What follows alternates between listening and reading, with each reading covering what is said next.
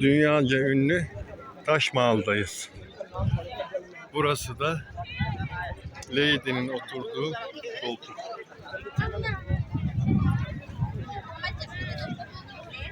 Evet, bütün insanlar ziyaret için buradalar.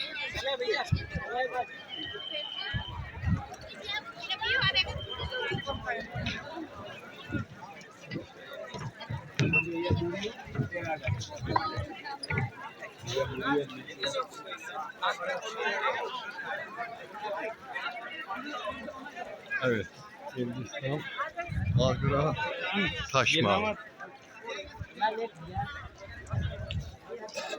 Bugün 18 Ocak 2026.